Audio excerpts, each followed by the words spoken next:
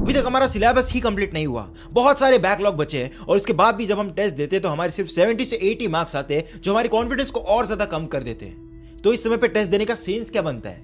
Well, यही same mentality होगी कई सारे जेई 2025 एस्पिरेंट की, जिनके एग्जाम को अभी 50 दिन से भी कम बचे हैं। वेल, 100 में से 90% लोग टेस्ट ही नहीं दे रहे, और उसमें से भी जो 10% लोग दे रहे हैं उसमें से भी 90% लोग टेस्ट को एनालाइज नहीं कर रहे हैं। इसका मतलब आपने 3 से 4 घंटे लगाकर एक टेस्ट दी, उस टेस्ट ने आपको आपकी सारी मिस्टेक्स निकाल कर दी कि आप सिली मिस्टेक कर रहे हो, आप कैलकुलेशन एरर कर रहे हो, ये कंसेप्ट को करने का जरूरत है, इस बैकलॉग को कवर करने की जरूरत है, और आपने इसको एनालाइज ही नहीं किया, दूसरे टेस्ट के ऊपर में चले गए, तो वो पूरा का पूरा 3 घंटा वेस्ट है। और इस वीडियो के अंदर में आज यही डिस्कस करेंगे कि अपने टेस्ट को एनालाइज किस तरीके से करना है, किस तरीके से प्रॉपर रिकॉर्ड मेंटेन करना है। नाउ जस्ट इमेजिन आपने 300 मार्क्स मतलब 75 क्वेश्चंस की एक टेस्ट दी, जिसमें से आपने 50 क्वेश्चन सॉल्व किए और 25 क्वेश्चंस अनसॉल्व रखे। उस 50 क्वेश्चंस में से भी 25 क्वेश्चंस करेक्ट होते हैं और 25 क्वेश्चंस इनकरेक्ट होते हैं। अब आपको सबसे पहले तो एक सेपरेट बुक मेंटेन करते हुए चलना है, जिसके अंदर में आप सिर्फ और सिर्फ टेस्ट का एनालाइज करोगे। उस बुक के ऊपर में आपको प्रॉपर टेस्ट का नंबर डालना है, उसमें आपको ओवरऑल स्कोर कितना आया 300 में से वो डालना है। लेट्स अज्यूम आप यहाँ पर आपका स्कोर अराउंड 70 के आसपास आ रहा होगा। उसके बाद में आपको सब्जेक्ट वाइज मार्क्स डालना है कि फिजिक्स में कितना है, केमिस्ट्री में कितना है, मैथ्स में कितने हैं, आपके करेक्ट कितने मार्क्स हुए, माइनस कितने मार्क्स हुए और अनसॉल्व्ड मार्क्स कितने, प्लस हर एक टेस्ट का सिलेबस मेंशन करते हुए चलना है। अब सबसे पहले हम फोकस करेंगे अनसॉल्व्ड क्वेश्चन के ऊपर में, जो 25 क्वेश्चन आपने अनसॉल्व्ड छोड़ दिए थे, और सिर्फ आप इस डोमेन में से 20 to 25 मार्क्स इजीली बढ़ा सकते हो। जब आप इस 25 अनसॉल्व्ड क्वेश्चन को एनालाइज करना स्टार्ट करोगे तो उसमें से आपको यह पता लगेगा कि कुछ चैप्टर्स बैकलॉग में, उसके कारण 10 to 15 क्वेश्चंस इसलिए छूट रहे हैं। कुछ क्वेश्चंस ऐसे हैं जिसको मैंने 2 मिनट 3 मिनट तक सॉल्व किया, लेकिन फिर भी उसका आंसर नहीं आया, तो मैंने उस क्वेश्चन को छोड़ दिया। वेल, कुछ क्वेश्चंस ऐसे भी है जो चैप्टर्स मैंने कवर कर रखे, उसमें से क्वेश्चन है फिर भी मेरे से वो सॉल्व नहीं हुए। और इस तरीके से आपको हर एक टेस्ट में ये रिकॉर्ड मेंटेन करते हुए चलना है, जिससे आपको ये हर एक टेस्ट के अंदर में दिखते जाएगा कि रोटेशनल मोशन जो मैंने बैकलॉग में छोड़ रखा है उसमें हर बार 2 क्वेश्चन आ रहे, जिससे वो सॉल्व नहीं हो रहे। तो आप नेक्स्ट टेस्ट के अंदर में ट्राई करोगी कि एटलीस्ट मुझे सरफेस लेवल तो पढ़कर जाना है रोटेशनल मोशन का। आप 6 घंटे का एक वन शॉट देख लिया, 2 घंटे कुछ लेवल 1 क्वेश्चन सॉल्व कर लिए, और नेक्स्ट टेस्ट में आप ये देखना चालू करोगे कि एटलीस्ट एक क्वेश्चन तो बन जा रहा है, और किसी किसी टेस्ट में दोनों क्वेश्चन बन रहे हैं, क्योंकि रोटेशनल मोशन से एक क्वेश्चन तो ईजी आता है। इसमें से भी आपको कुछ ऐसे चैप्टर्स या कुछ ऐसे क्वेश्चन मिलेंगे जो चैप्टर्स आपने ऑलरेडी कवर कर रखे, लेकिन जब उसके क्वेश्चन आए वो भी आपने अनसॉल्व छोड़ दिया, आपने सॉल्व नहीं किए। तो शायद हो सकता है कि आप वहां पर फॉर्मूला भूल गए, तो आपको वो चीज प्रॉपर वहां पर लिखते जानी है। तो आपको नेक्स्ट टेस्ट में याद रहेगा कि फॉर्मूले पूरे रिवाइज करके जाने। वेल, मिस्टेक नंबर 1 ये हो सकती है कि आप फॉर्मूला ही भूल गए। मिस्टेक नंबर 2 ये हो सकती है कि आपको वो कंसेप्ट के अंदर में कंफ्यूजन है। तो जब आप नेक्स्ट टेस्ट की प्रिपरेशन करने बैठोगे, जो अगले हफ्ते आपकी दूसरी टेस्ट आने वाली है, उसके अंदर में आप टिक लगाते चलोगे कि मिस्टेक नंबर 1 सारे फॉर्मूले रिवाइज कर लिए, मिस्टेक नंबर 2 जो जो कंसेप्ट के अंदर में कंफ्यूजन है वो सारे कंफ्यूजन दूर कर लिए।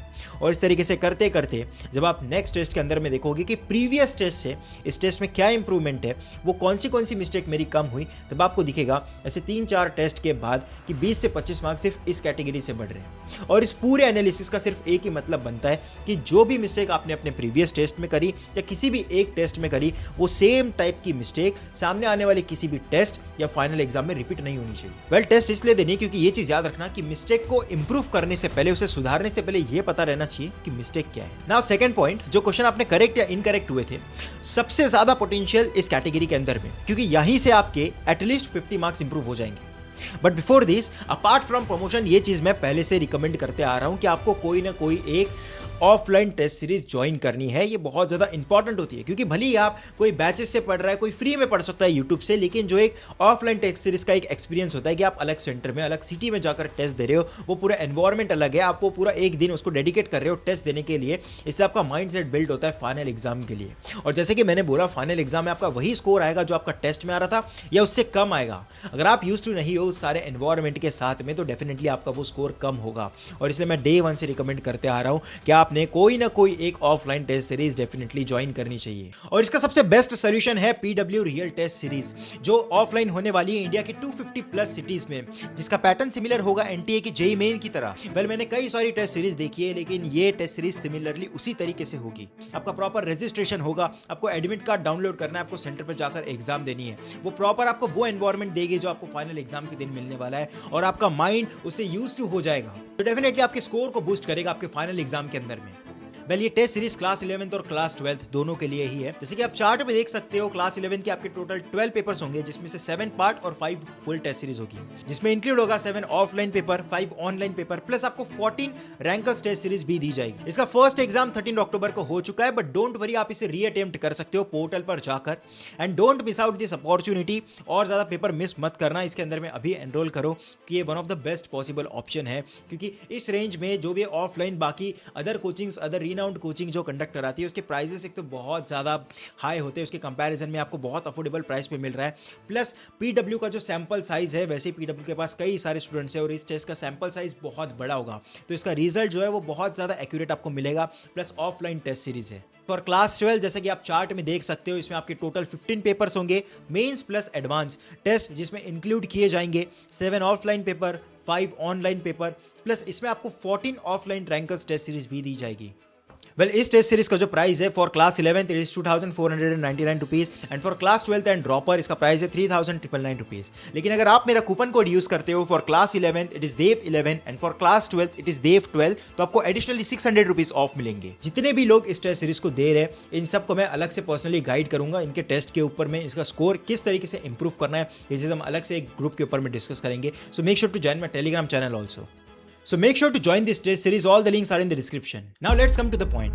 अब हमने अनसॉल्व्ड क्वेश्चन तो देख लिए कि किस तरीके से हम उसमें से 20 से 25 मार्क इजीली बढ़ा सकते हैं। जो 50 क्वेश्चंस हमने सॉल्व किए थे, जिसमें से 25 क्वेश्चंस करेक्ट हुए, 25 इनकरेक्ट हुए, हम इसमें से और ज्यादा क्वेश्चंस को कैसे करेक्ट करते हैं, क्योंकि एक क्वेश्चन गलत होने का मतलब आपका -1 नहीं होता, आपके -5 हो रहे होते हैं, और इसलिए ये कैटेगरी के अंदर में सबसे ज्यादा पोटेंशियल है। आप इसमें से इजीली 50 मार्क्स बढ़ा सकते हो 3 से 4 टेस्ट के अंदर में ही। देखो जो भी क्वेश्चंस आपके गलत हो रहे हैं, भले आपको उसके पूरे के पूरे सॉल्यूशन नहीं लिखते जाने, लेकिन आपको हर एक क्वेश्चन के अंदर में जो जो क्वेश्चन आपका गलत हुआ है, आपको रीजन जरूर लिखते जाना है। क्वेश्चन नंबर 2 सिली मिस्टेक के कारण गलत हुआ। क्वेश्चन नंबर 3 इसके अंदर में मैंने क्वेश्चन ही गलत पढ़ लिया था। क्वेश्चन नंबर 6 इसके अंदर में मैंने वैल्यूज गलत ले ली, या जो मैं कैलकुलेशन कर रहा हूं कि मेरे को फ्रैक्शन सॉल्व करना है, यहां पर डिवाइड में भी डिवाइड है, उसे उधर लेकर जाना है, इसे नीचे करना है, यहां से एक्स की वैल्यू निकालनी है, मैंने इसके अंदर में मिस्टेक कर दी। देखो जब भी आप इस तरीके के कोई कैलकुलेशन कर रहे हो, तो आप उसे दिमाग में करने का ट्राई करते हो, आपको लगता है इससे 4-5 सेकंड मेरे बच जाएंगे। लेकिन अगर आप इतने ज्यादा प्रो नहीं हो, अगर आप ऐसे कंसेप्ट के अंदर में मिस्टेक कर रहे हो, मैंने कई सारे जेईई एस्पिरेंट के टेस्ट एनालाइज किया, उसके अंदर में 4-4, 5-5 क्वेश्चन सिर्फ ऐसे मिस्टेक के कारण गलत है, और वो भी सिर्फ एक टेस्ट में नहीं, 4 से 5 टेस्ट सीरीज के अंदर में लाइन बाय लाइन। और इसलिए यह ध्यान में रखना है कि आप वो जो कैलकुलेशन को दिमाग में करने का ट्राई करते हो खुद को प्रो समझकर, उसके कारण जो आप 4 से 5 सेकंड बचाते हो, उस 4 से 5 सेकंड के अंदर में आपका एक क्वेश्चन गलत होता है, और उस क्वेश्चन को गलत होने के कारण आपका -1 नहीं हो रहा, आपके -5 हो रहे हैं। 4 मार्क आपके आ सकते थे, वो भी कट रहे हैं, और वही 4 मार्क गेन करने के लिए आपको सामने और 3 मिनट इन्वेस्ट करने पड़ेंगे। वो 4 सेकंड बचाने के चक्कर में आप 3 मिनट और ज्यादा गवा देते हो। इसलिए अगर आप इतने ज्यादा प्रो नहीं हो कैलकुलेशन में, तो हर एक चीज को स्टेप बाय स्टेप लिख कर करो, कोई भी चीज दिमाग में करने का ट्राई मत करो जब तक आप प्रो नहीं हो जाते। इस तरीके से आपको मिस्टेक को पॉइंट आउट करना है। फिर आप गए क्वेश्चन नंबर 7 के ऊपर में, वहां पर आपने देखा अच्छा ये क्वेश्चन इसलिए गलत हुआ था क्योंकि कंसेप्ट ही डिफिकल्ट पूछ लिया, बहुत ट्राई किया, सॉल्व किया, फिर भी आंसर डाउट था थोड़ा सा, इसलिए उसे टिक कर आ गया, लेकिन क्वेश्चन गलत हो गया। स्टेटमेंट वाले क्वेश्चन को अलग काउंट करना है, क्योंकि कई सारे जेईई एस्पिरेंट्स के स्टेटमेंट वाले क्वेश्चन ही बहुत गलत हो रहे हैं। और इस तरीके से जब आप सारे क्वेश्चन के रीजन लिख लोगे कि ये क्वेश्चन गलत क्यों हुआ है, एट द लास्ट आपको इसको कैटेगराइज करना है कि हर एक इसकी कैटेगरी होनी चाहिए कि सिली मिस्टेक के कारण 6 क्वेश्चन गलत हुए, क्वेश्चन गलत पड़ा था उसके कारण 4 क्वेश्चन गलत हुए, स्टेटमेंट वाले क्वेश्चन 7 क्वेश्चन गलत हुए, और ऐसे क्वेश्चन जिसमें डिफिकल्ट कंसेप्ट पूछा गया था जो हमें सॉल्व नहीं करते और इसीलिए गलत हुआ, या पहली बार वैसा कोई क्वेश्चन देखा था, उसकी अलग कैटेगरी होगी। अब जो मैं कह रहा हूं उसे ध्यान से सुनना। आपका एक टॉपर फ्रेंड है जिसके 200 प्लस स्कोर आ रहा है, और एक तरफ आप हो जिसका 70 आउट ऑफ 300 स्कोर आ रहा है। वेल इन दोनों के बीच में फंडामेंटल डिफरेंस क्या होना चाहिए कि इसने कई सारे रेफरेंस बुक सॉल्व कर रखी है, इसने हर एक कंसेप्ट को डीप में पढ़ रखा है, और इसलिए अगर इसे कोई भी एक क्वेश्चन दे दिया जाए, जैसे एक डिस्क है उसको अगर होल कर दिया जाए बीच में, उसमें दूसरा मटेरियल फिक्स कर दिया, उसकी डेंसिटी दे दी, उसके डायमेंशन दे दी, अब इसका मोमेंट ऑफ इनर्शिया निकालो, ये क्वेश्चन उसने सॉल्व कर लिया लेकिन आप नहीं कर पाए। वेल एक फंडामेंटल डिफरेंस इन दोनों के बीच में यही रहना चाहिए। लेकिन जब आप अपने टेस्ट को एनालाइज करोगे और जितने क्वेश्चन आपके गलत हुए उसमें उन 25 क्वेश्चन में से देखोगे, तो मैक्स टू मैक्स 5 से 6 क्वेश्चन ही आपको ऐसे दिखेंगे। और बाकी सारे क्वेश्चंस आपके इसलिए गलत हुए क्योंकि आपने कैलकुलेशन एरर की, आपने सिली मिस्टेक किए, आपने क्वेश्चन ठीक से नहीं पढ़ा, आपने कैलकुलेशन करते समय कई सारी मिस्टेक्स की, आपने स्टेटमेंट वाले क्वेश्चन कई सारे गलत किए, जिसे इंप्रूव करना बहुत ईजी है। और इसीलिए ज़्यादातर जेईई एस्पिरेंट जब वो स्कोर देखते हैं कि 75 आ गए 300 में से, अब इसे मुझे 200 तक ले जाने के लिए कितना सारा सिलेबस कवर करना पड़ेगा, वो ट्राई करते कि मैं और ज़्यादा बैकलॉग कवर करूँ ताकि मेरा टेस्ट में स्कोर बढ़ पाए। लेकिन जो चैप्टर उन्होंने कवर कर रखे उसमें से जो मिस्टेक हो रही है वो उसे इंप्रूव करने का ट्राई ही नहीं करते।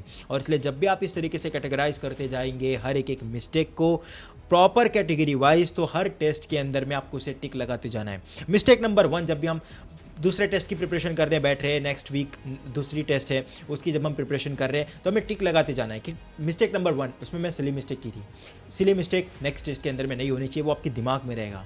मिस्टेक नंबर 2, मैं स्टेप के अंदर में मिस्टेक्स कर रहा हूँ कि जब फ्रैक्शन निकालना है, एक्स की वैल्यू इधर से उधर लेकर जाना है, उसमें a/b का आंसर पूछा था लेकिन मैंने b/a का आंसर दे दिया, ये सारी चीज़ें दिमाग में रहेगी। थर्ड, स्टेटमेंट वाला, तो आप स्टेटमेंट के लिए थोड़ी एक्स्ट्रा मेहनत करोगे, उसके एक्स्ट्रा क्वेश्चन सॉल्व करोगे, स्टेटमेंट के लिए आप एक्स्ट्रा थ्योरी पढ़ोगे, और इस तरीके से हर एक मिस्टेक जो आपने प्रीवियस टेस्ट में की थी जब आप उसे ट्राई करोगे इंप्रूव करने का नेक्स्ट टेस्ट में, तो सारी मिस्टेक्स तो इंप्रूव नहीं होगी, लेकिन अगर उसमें से 20-30% मिस्टेक्स भी इंप्रूव हो गई हर दूसरे टेस्ट में, और वो मिस्टेक अगर आपने सामने कैरी फॉरवर्ड नहीं की, तो डेफिनेटली आपका हर टेस्ट के अंदर में 20-30 स्कोर बढ़ते चले जाएगा।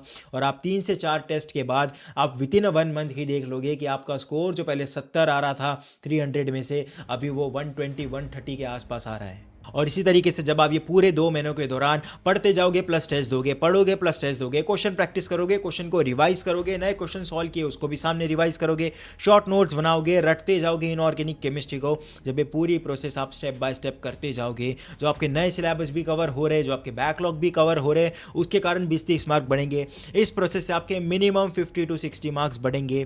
ऐसे करते करते अभी जो स्कोर आपका 70 के आसपास आ रहा है, आप उसको ईजिली 180 तक लेकर जा सकते हो अगर आपने डिसेंट लेवल पर भी सिलेबस कवर कर रखा है। तो बस ये ध्यान में रखना, फर्स्ट टेस्ट सीरीज के अंदर में टारगेट करो कि हमारे 80-190 के आसपास स्कोर आ जाए, जिससे हमारी अबाव 97-98 परसेंटाइल आए, तो सेकंड अटेम्प्ट के अंदर में डेफिनेटली आपकी 99 आ जाएगी अगर आप स्टडी का मैग्नीट्यूड सेम रखते हो तो। पर इस वीडियो को भी जिसने सिर्फ ऐसे ऊपर से देख लिया, जिसने बुक में कुछ लिखा नहीं, उसको कुछ याद नहीं रहने वाला है, वो आज देखेगा कल इस वीडियो को भूल जाएगा। लेकिन मेरी ये चीज़ जाते जाते सुनकर जाना, जो इस समय पर टेस्ट नहीं दे रहा, भले आपका स्कोर कितना ही अच्छा आता हो 150-120, जो इस समय पर रेगुलर टेस्ट नहीं दे रहा, जिसे रेगुलरली एनालाइज नहीं कर रहा, जो ये सारी चीज़ों को लिख नहीं रहा, जिसके पास एक हफ्ते पहले स्टडी करने के लिए कुछ नहीं होगा कि मैंने 2 साल के दौरान क्या मिस्टेक की है, उसका एग्जाम में स्कोर डेफिनेटली कम आएगा उसके पोटेंशियल से। और ये कोई छोटा मोटा गैप नहीं होगा, 10-20 नंबर का, मिनिमम 50-40 नंबर का ये गैप होने वाला है। और इसलिए आपका टेस्ट देना, उसे एनालाइज करना उतना ही ज़्यादा इंपॉर्टेंट है जितना ज़्यादा पढ़ना है। देखो, आपने 2 साल के दौरान जितना पढ़ना था पढ़ लिया, सिलेबस कवर कर लिया, अब टाइम है उस सिलेबस को मार्क्स में कन्वर्ट करने के, वो प्रोसेस को मास्टर करने का। ये प्रोसेस के अंदर में जिसने मिस्टेक कर दी उसके 50-60 मार्क ऐसे ही जा रहे हैं, उसको आपको कितना समय लगता सिलेबस के थ्रू कवर करने के लिए। इसलिए इन सारे मिस्टेक्स को पॉइंट आउट करो, इसे इंप्रूव करने का ट्राई करो। मैं कई सारे लगभग मैं 17-18 जेईई एस्पिरेंट के टेस्ट के पेपर एनालाइज कर चुका हूं, उसमें मुझे ये सारी कॉमन मिस्टेक्स दिखी, इसलिए ये मैंने आपको वीडियो के थ्रू बताई। अगर आप इस पर काम करते हो तो इजीली आपका स्कोर 50-60 मार्क्स से बढ़ जाएगा। और एक और चीज़ मैं आपको लास्ट मिनट पे ये बता दूं कि कई सारे एस्पिरेंट्स एंजाइटी और सोशल स्ट्रेस के कारण इस समय पर वो तुक्का ट्रिक्स वगैरह ये सब देखने लग जाते हैं। देखो, फाइनल एग्जाम में ये सारी चीज़ें काम नहीं करेगी। ये भली अभी लॉजिक दिखा रही होगी, मैंने कई सारे चैनल देखे यूट्यूब पर जो आपको तुक्का ट्रिक्स सिखा रहे हैं। पढ़ाई पर फोकस करो, ये सारी ट्रिक्स एग्जाम में काम नहीं करती। अपने बैकलॉग को कवर करने का ट्राई करो, टेस्ट के थ्रू आप जितना स्कोर बढ़ा सकते हो उस पर फोकस करो, और किसी ना किसी एक ऑफलाइन टेस्ट सीरीज को ज्वाइन करो जिससे आपको वो रियल एनवायरनमेंट मिले।